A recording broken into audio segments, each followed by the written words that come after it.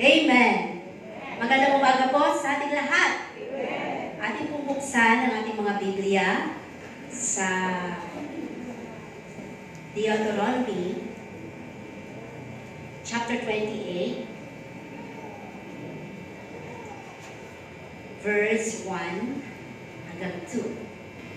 At mangyayaring kung iyong ditingging masikap ang tinig ng Panginoong mong Diyos, upang isagawa ang lahat ng utos na aking iuutos sa iyo sa araw na ito, ay itataas ka ng Panginoon mong Diyos sa lahat ng mga bansa sa lupain. At ang lahat ng pagpapala nito ay darating sa iyo at aabot sa iyo kung iyong ditinggin ang tinig ng Panginoon mong Diyos. So dito sa ating binasa, it's all about blessings, no, ng Panginoon. Ang title ng ating pag-aaral is The Blessings of Obedience. Ang isang pagpapala sa pagsunod. The Blessings of Obedience. Dito sa ating binasa patungkol sa salita ng Diyos, nakita natin kung paano hinako ng Panginoon pwedeng sa atin, no? Kung tayo ay susunod ng lubos, taos sa ating mga puso, may katumbas mula sa Diyos. Sino makapagsasabi dito sa ating kalagitnaan na siya isang masunuring anak sa kanyang magulang? Isang mapagmahal na anak. Ang sabi sa Biblia, hindi ba? Kung ikaw ay isang mapagmahal na anak sa magulang, masunurin sa magulang, hahaba ang iyong buhay. Kaya siguro yung mga mahaba ang buhay, no? Yung talagang matanda na, buhay pa rin, siguro naging masunurin, mapagmahal sa kanilang mga magulang, no? So dito sa ating binasa, sabi kong iyong didinggin. Hindi lamang basta napakinggan, kundi didinggin. Tumimos sa kaibuturan ng puso ang salita ng Diyos. So we see God's unwavering promises. Yung hindi matitinag na pangako ng Diyos sa buhay natin. Na ibig sabihin lamang kapag nangako ang Panginoon, ito'y kanyang tutuparin. Hindi man ngayon, hindi man bukas, darating ang panahon at the right time, bago ka mamatay, tutuparin ang Panginoon ang kanyang mga pangako sa buhay mo kung ikaw ay tapat na naglilingkod at sumusunod sa Panginoon.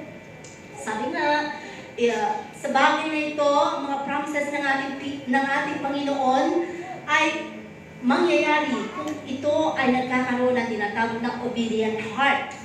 When we say obedience, it is not just merely an act of following a list of rules, no? Pag sinabi nating obedience, hindi lang ito basta sumusunod ka doon sa mga palatuntunan, sumusunod ka doon sa mga batas, dahil obedient ka nga. No, hindi yun ang ibig sabihin dito sa salita ng Diyos. Pag sinabi natin obedience, it is all about love and trust.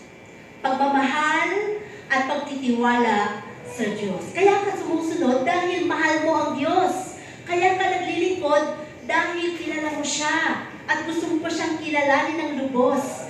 Kaya ka nagmamahal dahil nagtitiwala ka sa kapangyarihan niya. Kaya sumusunod ang mga nakakakilala sa Kanya. Or, sabi nga dito, is acknowledging God's wisdom. Karunungan ng Diyos, alam mo na walang ibang pinakamahusay, pinakamarunong, liban sa Panginoon. Amen? Kaya ka sumusunod, lubos kang nagtitiwala na anumang mangyari sa buhay mo, alam mo hindi ka mapapahamak dahil siya ang may hawak ng buhay mo. At sabi pa nga dito, and the authority over our lives. Authority. Ibig sabihin, yung pinakabuuan, no? Siya ang nagko-control sa'yo, siya ang nagmamay-ari ng buhay mo, may authority siya sa'yo para panghawakan ang buhay mo. Kaya, siguro kung natatandaan ninyo, nung time na tinanggap natin ang Panginoon, no? So sabi doon, ikaw na ang maghari sa aking buhay. Magmula ngayong Panginoon, pangunahan mo ako. So ibig sabihin, may authority na siya sa buhay natin. Hindi na ang ating free will ang masusunod, kundi ang Panginoon. No matter what, ang sabi kahit na sa tingin mo parang ang tinitingnan mong plano sa sarili mo. Pero kapag nagtitiwala ka sa Diyos na alam mo, dadating ang panahon, mabubuksan ang kalangitan at magkakaroon ng liwanag dahil naniniwala ka siya ang may hawak ng bukas mo. Diba sabi nga doon, hindi ko alam kung ano ang mangyayari bukas, iisa lang ang aking pinaniniwalaan kung sino ang may hawak ng bukas. Walang iba kundi ang Panginoon lang. Ang mga makikita natin, nababasa natin sa Biblia, no? Ay nakita natin kung paano pinarangalan ng Panginoon ang mga sumunod sa Kanya. Diba? Naging magandang halimbawa sa atin kung paano sa kabila ng marami nilang naranasan, pero hindi sila give up. Hindi sila bumigay, hindi sila tanong, hindi sila nag-question o ano pa magduda sa kanilang pananampalataya. Ang sa kanila lang ay pagsunod ang ginawa nila. Dahil alam nila na ano man ang mangyari sa buhay nila, Diyos ang may hawak sa kanila. No? So sabi dito, makikita natin kung paano pinarangalan ng Diyos ang kanilang mga pagsunod sa Biblia. Ibig sabihin, kapag pinarangalan ka, ikaw ay binigyan ng bagay na acknowledgement. No? Parang na-acknowledge ka dahil sa mga ginawa mo. Yung mga nag-aaral, pinaparangalan pagdating ng mga graduation, kapag sila ay nag-aaral ng mabuti, kaya may mga honors, diba, na tinatawag. So, ganun din sa buhay spiritual natin. Ang Panginoon ay lubos na nagpaparangal sa mga anak niya na matimtimang sumusunod sa kanyang mga salita. No? Bigyan natin ng halimbawa sa Biblia kung sino ba yung mga dumanas sa mga matitinding pagsubok pero never na give up sa Panginoon sa mga kinaharap nilang pagsubok. Unang-una dito is the story of Abraham. No? The story of Abraham. Siya ay tinalaga bilang the blessings of faithful obedience.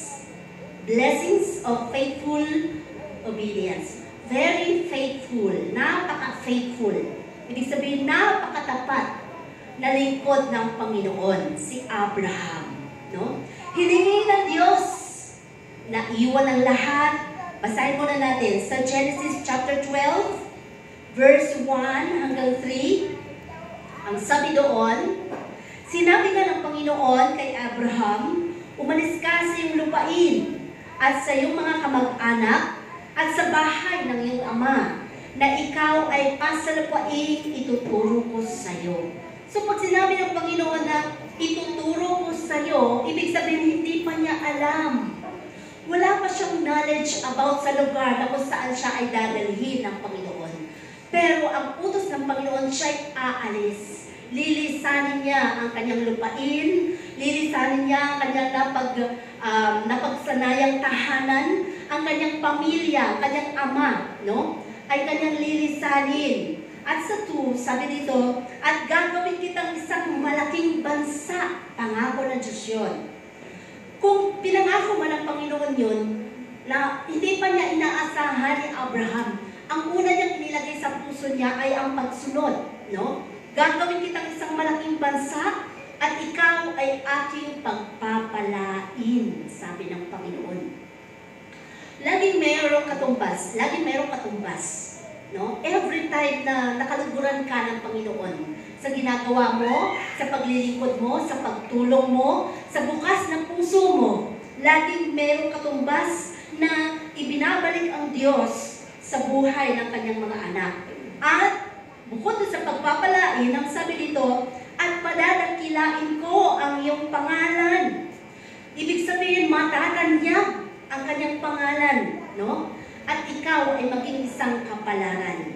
So natanyag ba ang pangalan ni Abraham? Naisulat pa nga sa Biblia, hindi ba? So, naging nangyari, no? Nangyari ang pangako yun ng ating Panginoon sa buhay ni Abraham. Pero, hindi ganun kadali. Hindi ganun kadali.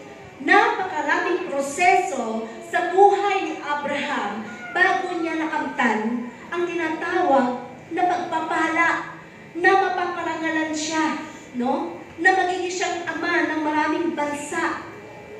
napakaraming karanasan, kabiguan, pagsubok, na halos hindi na niya makaya, pero never siyang give up. Ipinakita niya na siya ay sumusunod sa Diyos na may likha sa kanya.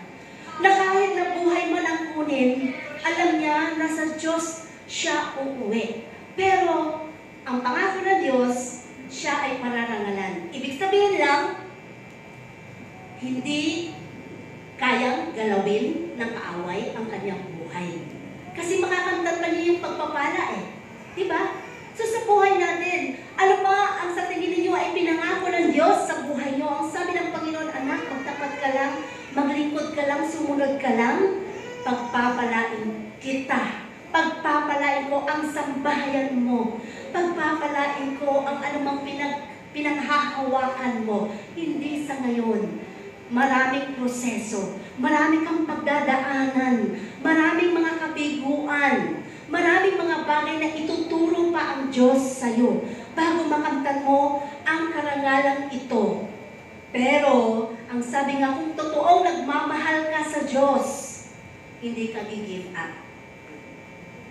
Diba, ang isang miyembro sa isang iglesia, kung totoong nagmamahal siya sa Panginoon, sa kanyang paglilingkod, sa kanyang iglesia na kinabibilangan, patuloy siya na magpapakalalim, di ba? Magpapakalalim sa kanyang buhay spiritual at kikilalanin niya dahil ang kanyang ninanais ay maabutan siya ng Panginoon na naglilingkod, no? So dito natin makikita, ang sabi nga doon sa 3, at pagpapalain ko ang mga magpapala sa iyo. Biro mo, kung sino mang tao na ikaw na tinawag ng Panginoon, ikaw na niligtas ng Panginoon, kung sino mang nagpapala sa iyo, nagbi-bless sa iyo, ginagamit ng Diyos para mapagpala ka, mapagpapala din sila. May extension, may pabalik doon sa mga ginagamit, no? Sabi dito, pagpapalain ko ang mga magpapala sa iyo. Ano pang sabi ng Panginoon? Susumpain ko ang mga susumpa sa iyo.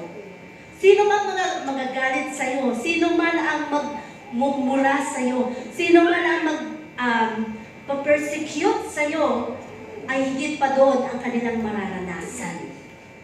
So, maging aware tayo, mga mananampalataya, no? Yan ay pangako ng Diyos sa kanyang mga anak, sa kanyang mga lingkod, sa mga sumusunod sa kanya, na taos puso. Sabi dito, pagpapalain niya ang mga nagpapala sa kanya at susumpain ng Diyos. Hindi mo na kailangan magtanggol ng sarili mo dahil ang Panginoon na mismo ang tagapagtanggol mo. Siya mismo ang magbabalik ng sumpa doon sa mga sumusumpa sa Kanya o sa isang lingkod ng Panginoon o sa iyo na sumusunod sa Diyos. Sa iyo ang lahat ng mga angkan sa lupa. So makita natin kung paano ang istorya ng buhay ni Abraham ay talaga namang napakasarap kung babalikan lamang ang kanyang mga karanasan na nung siya ay nagkaroon ng katagumpayan, no? Katagumpayan. Ang sabi dito, hiningi ng Diyos na iwan ang lahat ng kanyang mga nakasanayan. Sanay na siya doon sa kanyang lugar, kilala na siya sa kanyang kapaligiran, sa kanilang barangay or ano paman. Siya ay sanay na sa kanyang kinabubuhay, kinabubuhay araw-araw. So, lahat ng iyon ay pinaiwan ng Panginoon sa kanyang lupain, sa kanyang bayan, maging ang kanyang sambahayan ng kanyang ama. Ang sabi, iwan mo lahat yun. Yan yung sinasabi natin na aalisin ka minsan ng Panginoon sa iyong comfort zone.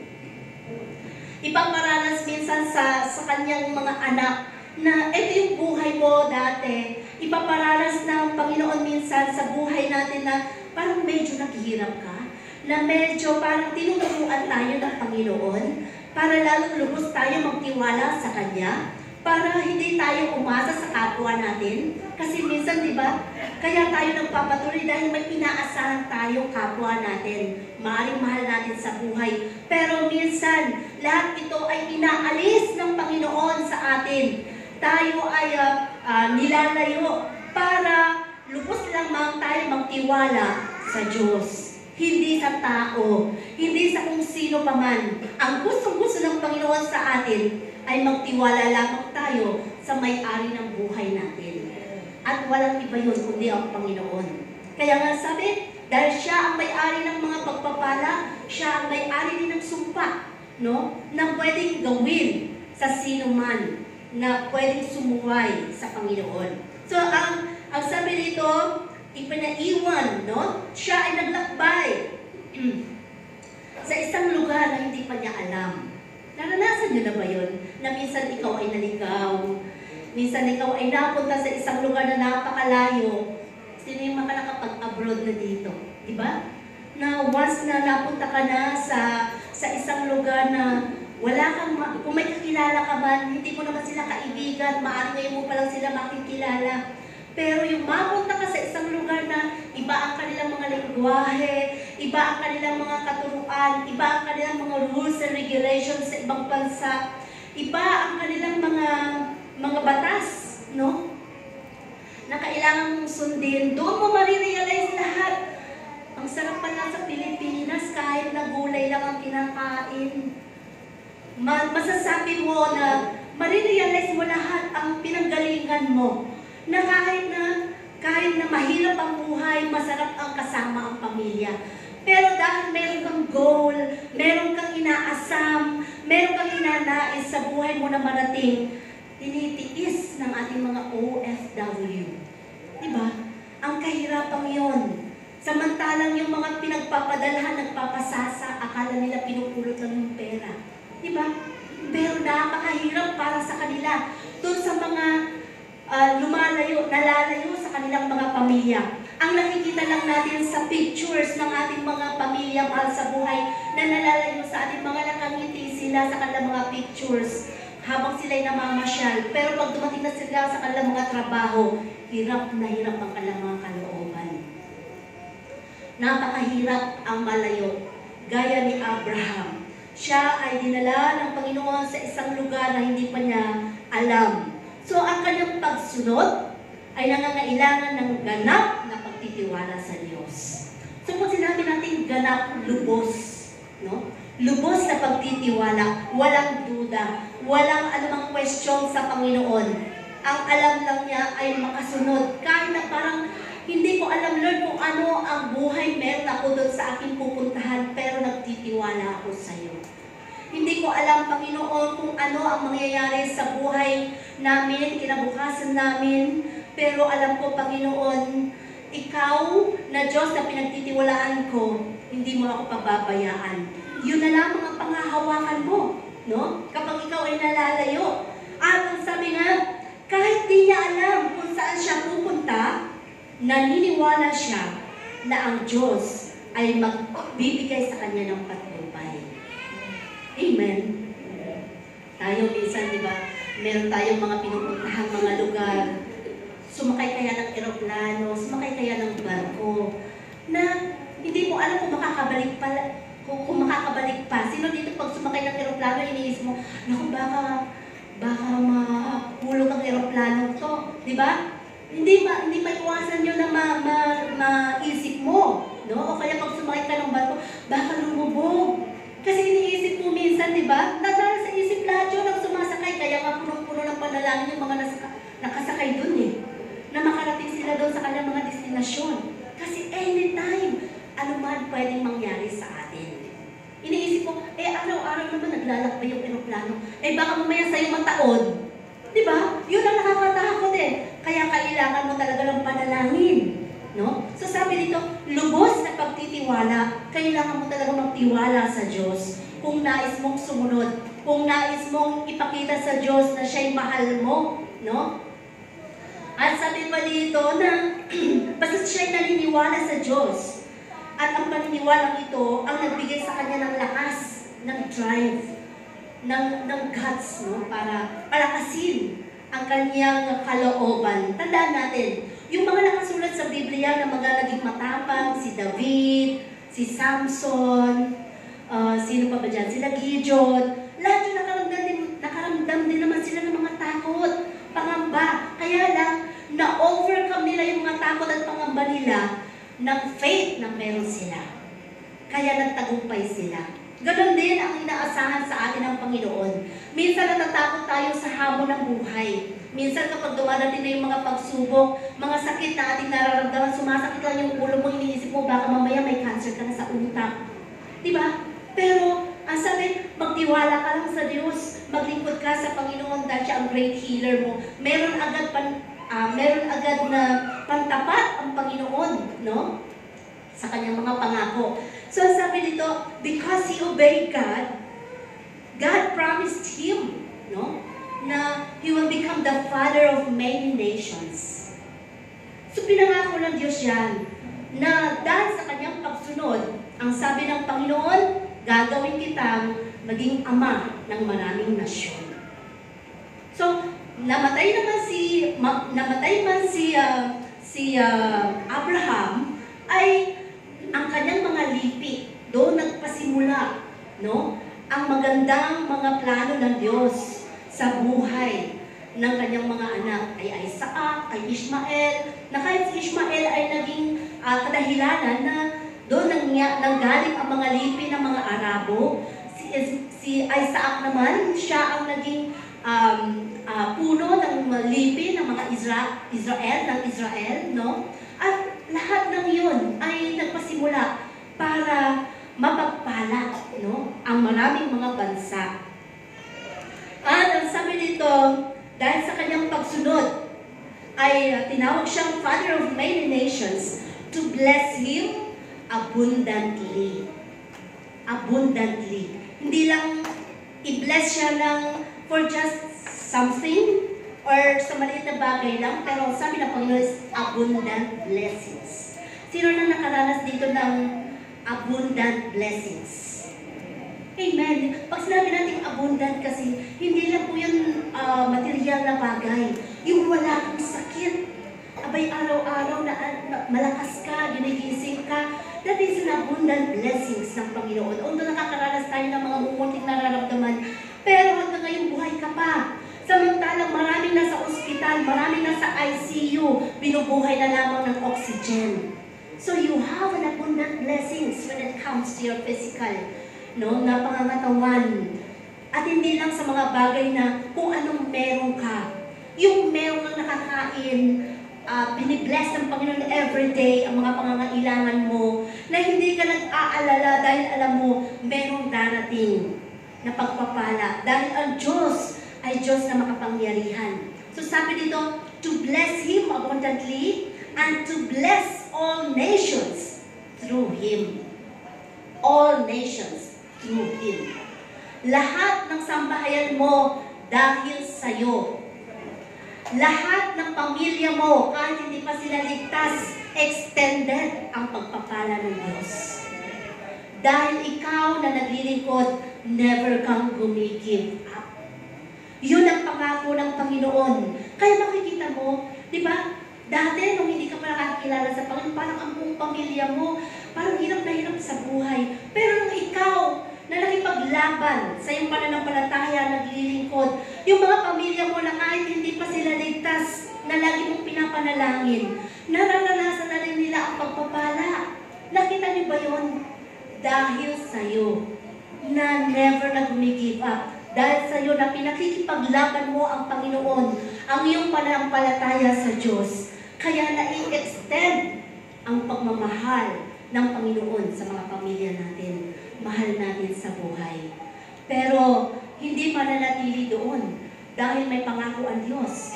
Isang araw, kapag hindi ka bumigay at patuloy ka na naglilingkod na tapat sa Panginoon, isang araw, ang sabi ng Panginoon sa Aklat ng Gawa, ililigtas ang iyong sambahayan. Diba? Napakagandang pangako. So, anong leksyon sa oras na ito ng buhay ni Abraham? When we obey God, even in times of uncertainty. Kapag tayo sumunod sa Diyos, kahit na sa panahon na parang walang kalinawan, parang napaka-punong-puno ng ulap, no, ang iyong daraanan, hindi mo makikita kung anong meron ba sa future na yon. Parang uncertain. Sabi nga, hindi mo alam kung ano bang meron doon. Gusto kasi natin nakikita na agad kung ano ang nasa dulo. Pero hindi pa pinapakita ng Diyos yun. Dahil marami pa siyang gagawin. No? Ang Panginoon, sa pasimula at sa katapusan, doon sa gitna, doon siya nagbibigay ng mga tests sa ating faith. No? Doon siya nagbibigay ng mga tests. Habang tayo ay naglilingkod, nabubuhay at kumikilala sa Panginoon.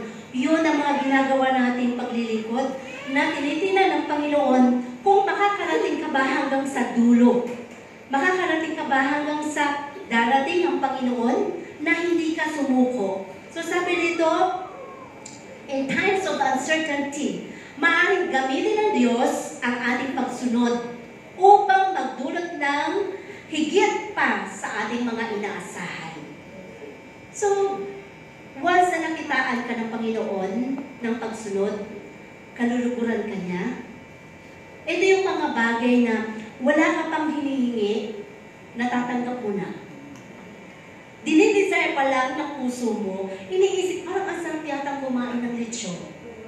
Meron nang dumadating, may kumakato, Mare! Nag-birthday si kumpare kagabi, may lechon ako.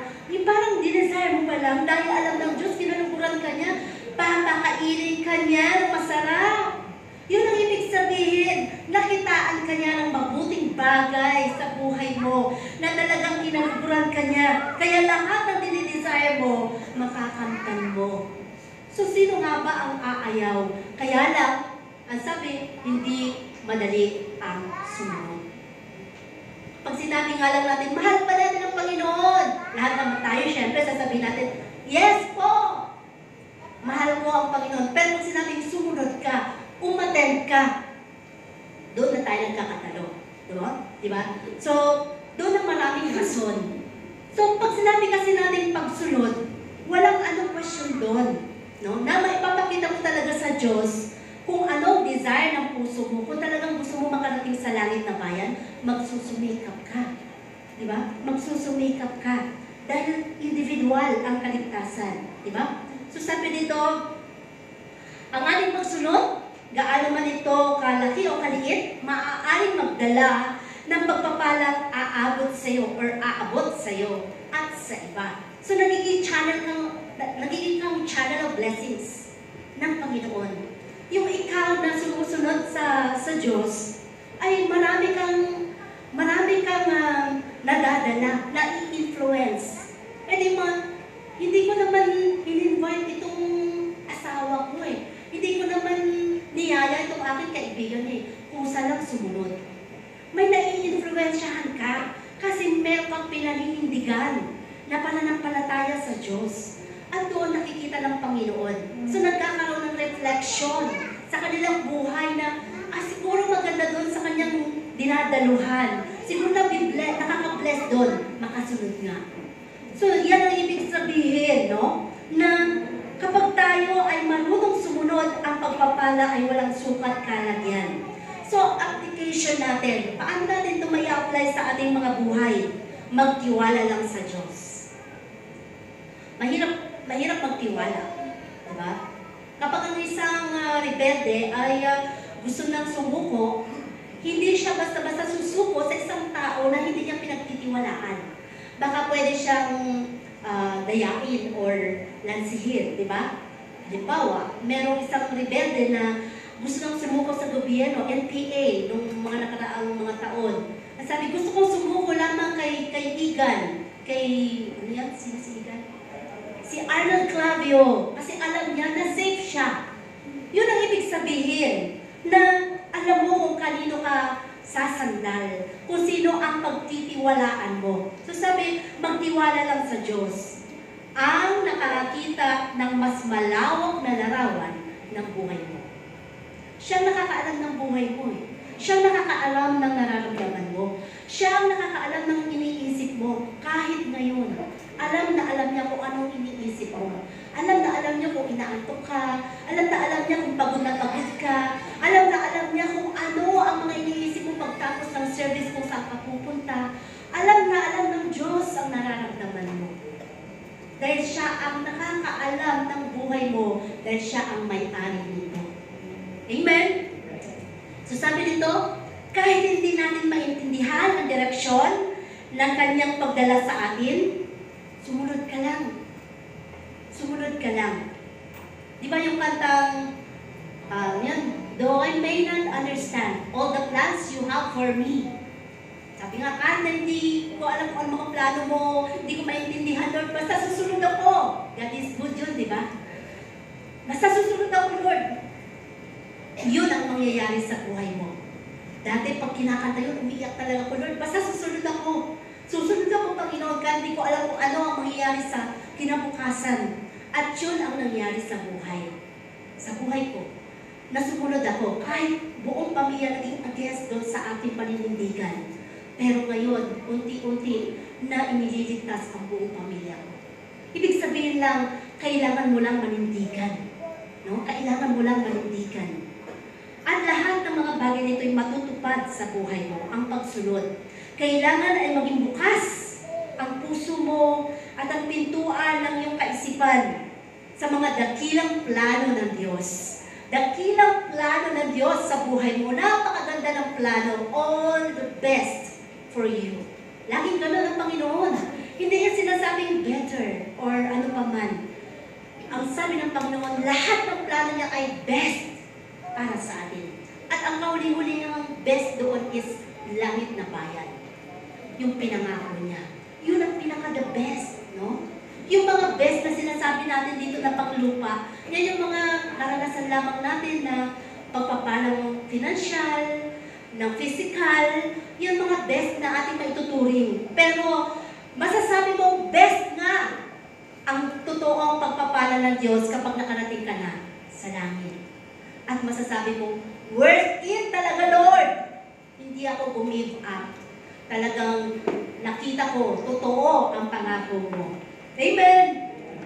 Number 2, na halimbawa sa Biblia, na pinarangalan ng Diyos sa kabila ng maraming mga pagsubok, problema na pinaharap habang sila ay sumusunod sa Diyos, are the Israelites in the wilderness. Ang mga Israelita, no?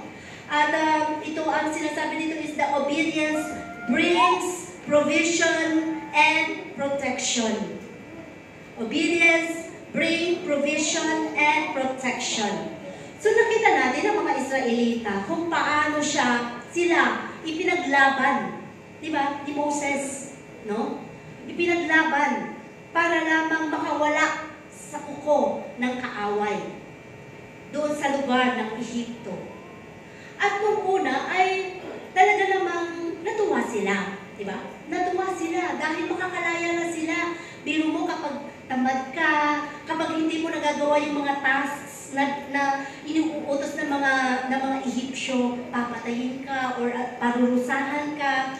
Pero nung time na talagang naipaglaban ni Moses dahil sa Panginoon na rin, dahil gusto ng Panginoon na mapalaya ang mga Israelita, ay nangyari. Pero dahil hindi naman lahat ng yun ay malalakas ang faith. Sa millions na yun na nakasama ni Moses, ay maraming mga reklamador doon.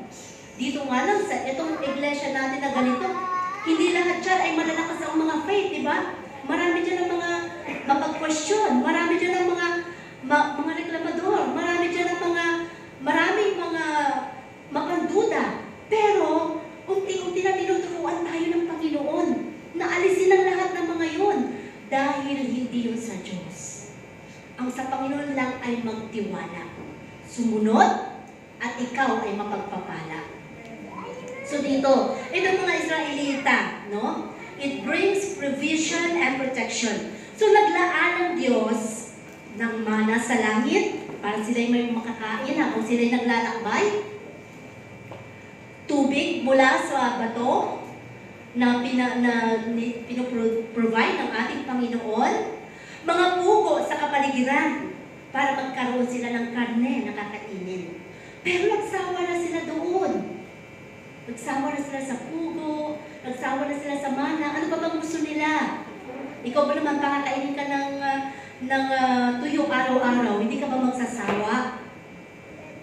So lahat ng mga ito ay nangyari sa mga Israelita, no? So, ang sabi dito, sa kanilang mga pag-provide ng Panginoon sa kanila, ipinakita lamang ng Diyos na siya ang great provider ng ating buhay.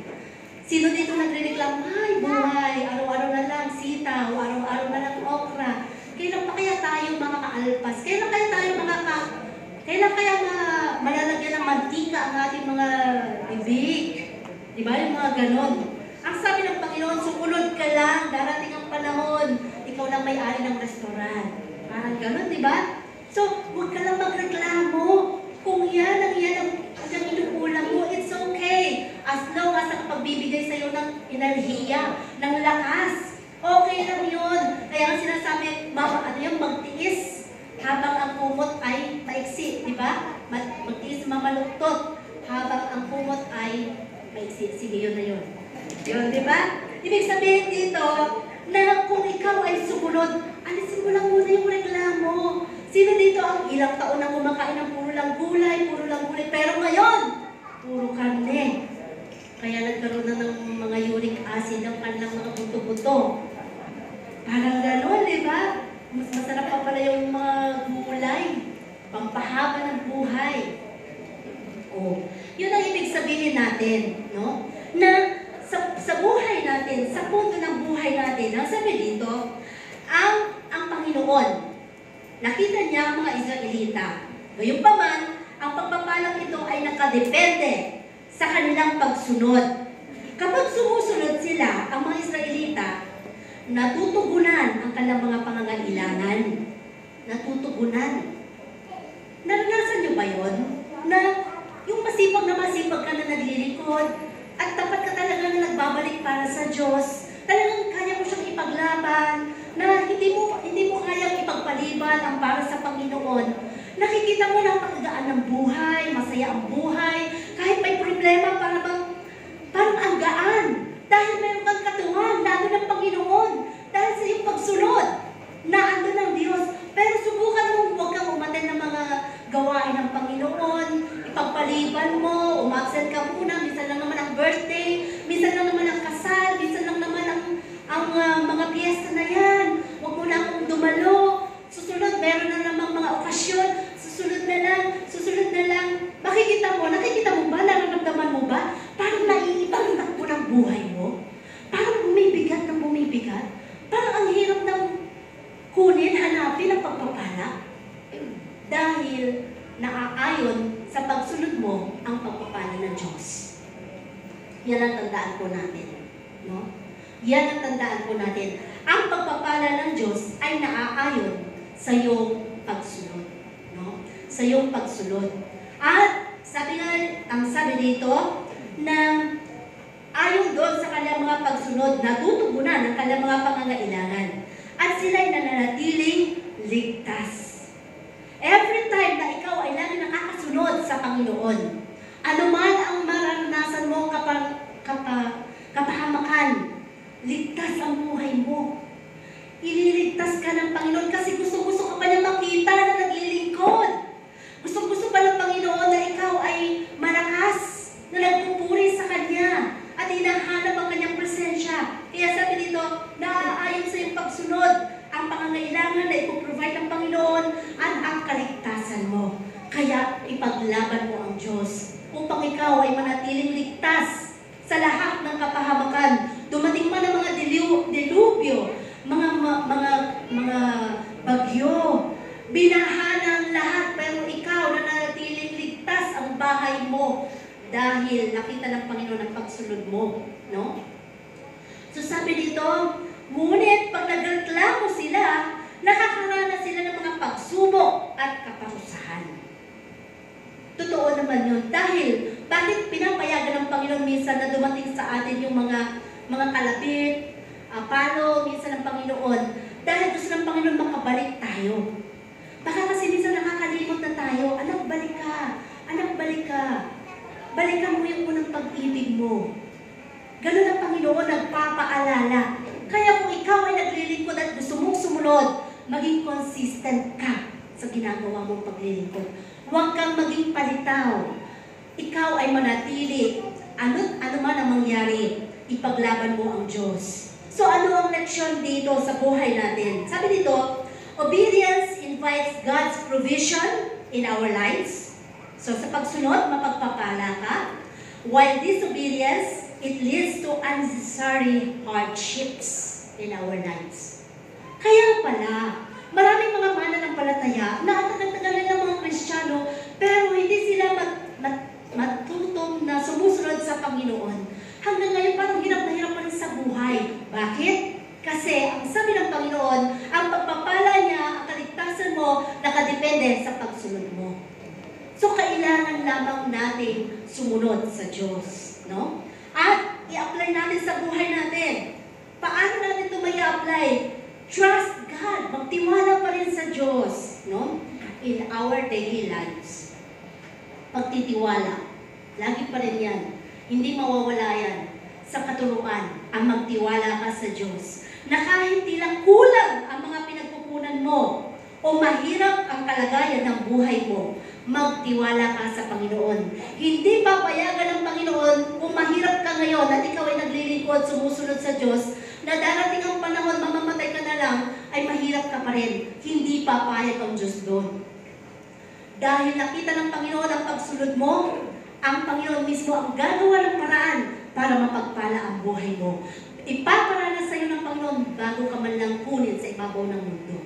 Ipaparana sa iyo ng Panginoon ang kagaanan ng buhay dahil sa iyong pagsunod. Tandaan po natin yan. No? So, nasabi dito, sa bawat araw ng ating buhay, kahit na para bang kulang, kailan pa kami yayaman, huwag mo nang isipin yun. Kailan ba kayo mapagpapala ang buhay namin? Lahat sila may mga sasakyan na kami wala pa rin. Okay lang yon. Basta sumunod ka. Huwag ka muna mag-desire ng mga bagay na hindi mo pa kaya. Si Lord ang may kakayanan. Kaya niyang ibigay sa iyo yun. Ang hinahanap mo na ni Lord sa puso mo, sumunod ka sa Kanya. Kaya niyang ibigay kahit milyon. Kaya niyang ibigay sa iyo.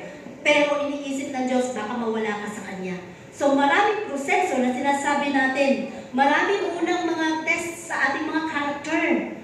Baka mamaya malunod ka sa kayamanan at mawala ka na lang. Mahirap. Mawawala ka pa sa tinatawag na kaligtasan. No? Kaya marunong ang Panginoon. Alam niya kung kailan niya tutugunin ang mga desire ng puso natin. May mga plano pa ang Panginoon. Pero ang lahat ng ito, kailangan lamang ay ang pagsunod natin sa Diyos. Paulit-ulit po yun. Ngayon, nasabi dito, nagdudulot ito ng pagpapala at kaloob sa ating buhay. And number 3, sabi na binigyan ng halimbawa ng total na pagsunod at napagpala ang kanyang buhay is the story of King David. Ang buhay ni David. No? At nasabi dito, obedience leads to a heart after God. Heart after God. Pero mo, kung ating, di ba, napakinggan na natin yung mga istorya ni David sa buhay niya. Di ba, marami rin siyang mga kasalanan na ginawa. Ang madali lang kay David, every time na nagkakasala siya, mabilis siyang bumalik. Mabilis siyang humingi ng tawad sa Panginoon. Hindi niya iniipon. Ang bilis niyang magpakumbaba sa harapan ng Diyos. So sabi dito, si David, no, bagamat hindi siya perfecto, ay kinilala siya bilang malapit sa puso ng Panginoon. No? Bilang malapit sa puso ng ating Panginoon. Mababasa natin yan sa unang Samuel, chapter 13, verse 14. Ang sabi dito, ngunit ngayon ay hindi matutuloy ang iyong kaharian. Si Haring Saul po ito na sinasabihan ng Panginoon. No? Hindi matutuloy ang iyong kaharian. Ang Panginoon ay humanap para sa kanya ng isang lalaking ayon sa kanyang sariling puso. Ang Panginoon naghanap, no? Nang makikitaan niya ng ang puso niya. At inihalal ng Panginoon siya na maging prinsipe sa kanyang bayan. Si David yon. Sapagkat hindi mo, ito naman, para kay Haring Saul, sapagkat hindi mo ginanap ang iniutos ng Panginoon sa iyo, ikaw ay hindi mapagpapala. Si Haring Saul yon. So, ibig sabihin dito, naghanap ang Panginoon. Di ba, nakasama pa doon sa katuruan ng Friday. Di ba, nung naghanap ang Panginoon ng hahanapin maging kasunod na hari ni Haring Saul, yung hindi prinisenta ng kanyang ama, no? Ay hindi yun ang naramdaman ng propeta. Sabi, meron ka pa bang anak na wala rito? Yung bunso si David. Bata pa kasi yun nagpapastol. So, to the least, ng kanyang kaisipan ng kanyang ama, hindi niya iniisip na yun ang magiging hari. Nagagamitin ng Panginoon para gagamitin blessings sa buong Israel. Diba? Minsan sa buhay natin, sa pamilya natin, yung may mga inaasahan tayo sa mga anak natin. Ito yung matalino, ito yung magdodoktor. Ito yung anak ko na to, ito yung mahusay. Ito gagawin kong engineer. Pero yung isang parang paulit-ulit na hindi makagraduate, dito na lang yan sa bahay. Pero hindi mo alam, siya pala gagamitin ng Panginoon para maging daluyan ng pagpapala sa iyong tahanan. To the least, minsan. Diba? So, hindi natin matatawanan ang katulungan ng Panginoon. Dahil ang Diyos, siya'y pumipili, hindi ayon sa ating kakayanan, kundi ayon sa ating mga puso. Sino dito yung parang api-apihan sa kanilang bahay? Yung parang, eto tanga to Sorry sa word. Eto walang alam to eto ganito to hayaan mo na mag-asawa yan. Parang ganun. Pero hindi nila alam, sila pala yung big fish. Sila pala yung gagamitin ng Panginoon para maging blessing sa kanilang tahanan. Diba? Na inapi-api ka nung maliit ka pa dahil wala ka raw alam. Pero ginamit ka ng Panginoon para maipamukha sa iyong pamilya na hindi sa kakayanan, hindi sa karunungan, kundi sa puso. No? Kung paano ang paghubog ng Panginoon. Doon ang Panginoon ay naghahanap. So kagaya ni Haring David, siya ay sumunod sa tawag ng Diyos at nagpakita ng malalim na pagpapakumbaba sa harapan ng Panginoon at pagsisisi. So lahat ng mga karanasan ni Haring David, kasalanang nagawa, kasi hindi naman siya perfect. Sino ba magsasabi sa ating perfecto ako? Wala naman, hindi ba? So, ibig sabihin lamang, lahat tayo ay nagkakasala. Pero mabilis ka bang humingi ng tawad sa Panginoon? Mabilis mo bang ma-acknowledge yung kasalanan na gawa mo at ihingi agad siya ng tawad at hindi mo na siya gagawin ulit? Dahil naniniwala ka na laging may kasamang sumpa ang mga bagay na ginagawa natin na hindi ayon sa harapan ng Panginoon. So sabi dito, siya ay sumunod sa tawag, nagpakita ng kababaang loob at pagsisisi. So agad siyang humihingi ng kapatawaran. Lagi niyang inaayon ang kanyang sarili sa kalooban ng Panginoon. Yung kalooban ng Panginoon, yun ang lagi natin sinasabi, hanapin mo yung kalooban ng Panginoon. Di ba tayo? Lahat tayo, walang masamang magplano, walang masamang mangarap, no? Pero hanapin mo ang kalooban ng Panginoon. Mapunta ka man sa ibang lugar, hanapin mo ang presensya ng Panginoon. Huwag mong kalimutan kung sino ang nagligtas sa iyo at magliligtas sa iyo sa kahuli-hulihan. Yan ang huwag mong iwala sa puso mo. Ang Panginoon na siyang may-ari ng buhay mo. No? So sabi dito, si David na siya ay umasa sa kalooban ng Panginoon. Napakahalaga po na bigyan natin ng daan ang Panginoon na makakilos sa ating mga buhay.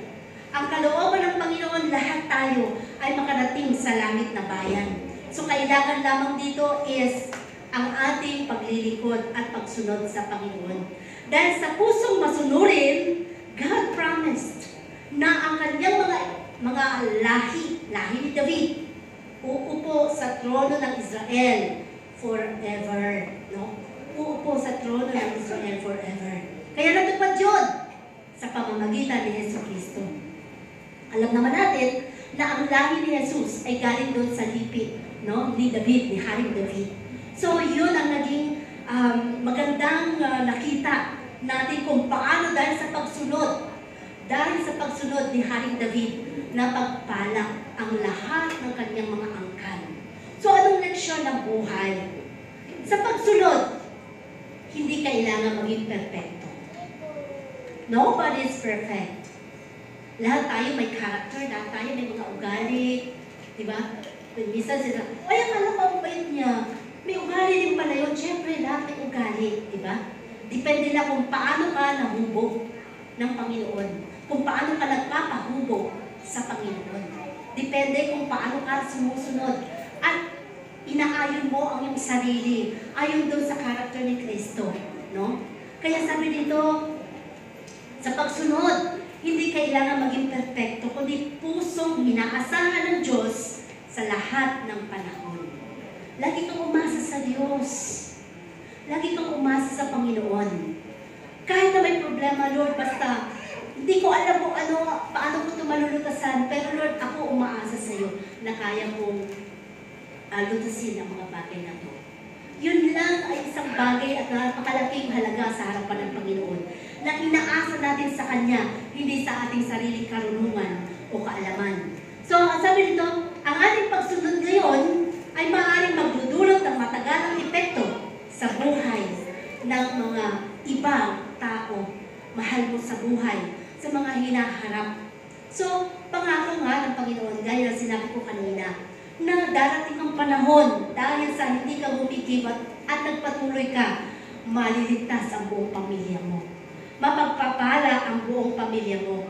At ang kaligtasan nito ay mananatili sa mga kalahi-lahian mo, kaapo-apuhan mo. Mananatili yun dahil pangako ng Panginoon hanggat hindi pa siya dumadating. Pangako yun sa mga anak ng Diyos, no, na naglilingkod at sumusunod sa Panginoon. Sa ating pamuli, ang sabi dito, kapag pinili natin sumunod, binubuksan natin ang ating sarili sa mga biyaya at pagpapala ng Diyos. Kaya kung kayo papipiliin, pagsuway o pagsunod, siyempre, lahat naman, sasabihin natin pagsunod. Pero sinasabi ko nga sa inyo, mahirap sumunod. Kasi pag sinabi ng sumunod ka, doon na nagkakatalo sa mga reason natin. Di ba? Nagkakatalo na doon sa mga rason natin. Ang lagi lang nating tandaan, sa pagsunod, meron kang makakamtan na pangako ng Diyos sa buhay mo. Lagi nating tandaan, ang mga iglesia ng Efeso, sila ay wala nang makakatalo sa kanila. Sa kasipagan nila, talagang mahal na mahal nila ang Panginoon. Laging on the go. Kapag may mga gawa lang, yes Lord! Yes Lord! Laging ganun. Ang mga taga-Efeso, iglesia ng Efeso. Walang sino mang iglesia, sa 7 iglesia na yun, walang sino mang makakatalo sa kanila. Sa kasipagan. Laging may oras sa Panginoon. Pero, dumating ang panahon, dahil na overconfident sila sa paglilingkod nila sa Diyos. Inisip nila, ang dami na nilang nagawa, ang dami na nilang na-accomplish, napalugunan nila ang Panginoon, nakalimutan nila ang kanilang first love. Ang unang pag-ibig. Nakalimutan na nila ang Panginoong Yesus. Kaya, yung ba ang gusto natin mangyari sa buhay natin? Kung ano yung pinasimulan natin sa ginagawa nating paglilingkod, magpatuloy ka. Dahil dyan tinitingnan ng Panginoon ang pusong masunurin. Kung ano man ang mga binubulong ng kaaway minsan negatibo sa ating kaisipan, kaaway yun para ikaw ay panghinain, para ikaw ay ibagsak, para ikaw ay huwag nang magpatuloy, para ikaw ay huwag nang maglingkod. Pero kung talagang mahal mo ang Panginoon, ipaglalaban mo siya. Matututunan mong magpakumbaba, matututunan mong magsisi ng mga kasalanan mo, makikita mong sarili mo kung saan level na nga ba ang faith meron ka. Ang iglesia ng Laodicea, kabaliktaran ng iglesia ng Efeso. Sila ay mga malahinga na tinatawag. Maglilingkod, hindi. Maglilingkod, hindi. Pag masaya ang buhay, maglilingkod siya. Ang puno-puno ng problema, hindi na naman siya maglilingkod. Maligam-gam. Kaya ang sabi ng Panginoon, isusuka kita.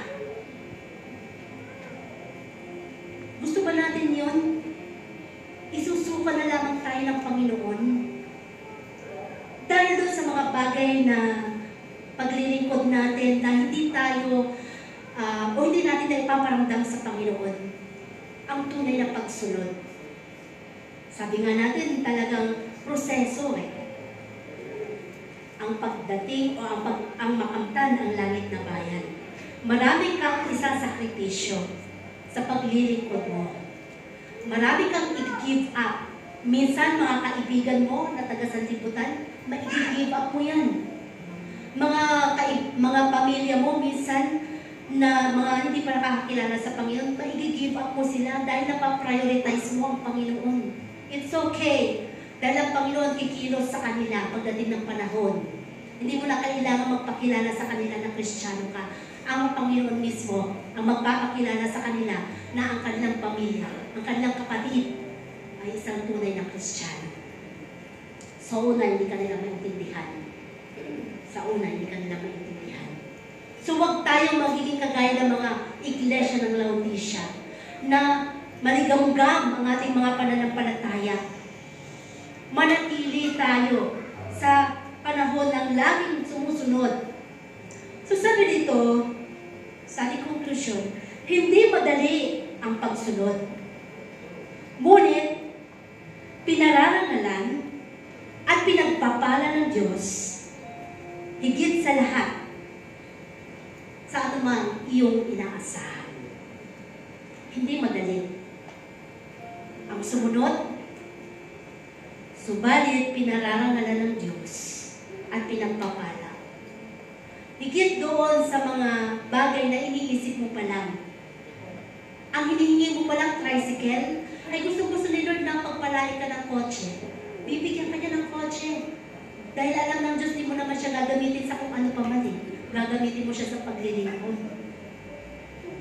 Ang gusto mo, kubo lang Ay gusto ni Lord, para sa'yo, magkaroon ka ng bahay na comforted ka. Bibigyan ka niya ng isang bahay na kung saan ay talagang makikita mo na pinagpapala ka ng Panginoon dahil sa iyong pagsunod. So sa pagsunod sa Panginoon, walang kalugihan. Walang kalugihan. Nandiyan yung lakas mo, pagpapala sa buhay mo. Minsan, sino ba dito magsasabi na papagod na siyang maglingkod? Kung napapagod kang maglingkod, hindi totoo ang paglilingkod mo. Dahil sa paglilingkod, walang kapaguran. Habang may buhay tayo, habang may lakas tayo, habang nag-aantay tayo sa pagdating ng Panginoon, hindi dapat nakapaguran ang ating mararamdaman, kundi laging excitement na paglingkuran siya. Excited ka lagi na makarating sa kanyang paanan, no? At sabi nga, sa buhay natin bilang mga naglilingkod sa Panginoon, ang ating mga ginagawa ay hindi mawawala ng kabuluhan kapag ikaw ay totoong sumusunod sa Diyos. Amen? Yeah. Hindi natin pag-uusapan kung 30 years ka na, kung 10 buwan ka pa lang, o 3 linggo ka pa lang na baguhan. Basta hinahanap ng Diyos ang puso mo na nagsusumikap na maglingkod sa Panginoon. So tinatawagan ng Panginoon ang kanyang mga kawan sa paglilingkod Malapit na ang panahon ng kanyang pagbabalik. Huwag nating sayangin ang panahon ito. Dahil baka pag dumating ang Panginoon, doon pa tayo maabutan na nasa malagamgam tayong kapanahunan. Panatilihin natin ang kainitan ng ating paglilingkod sa Panginoon.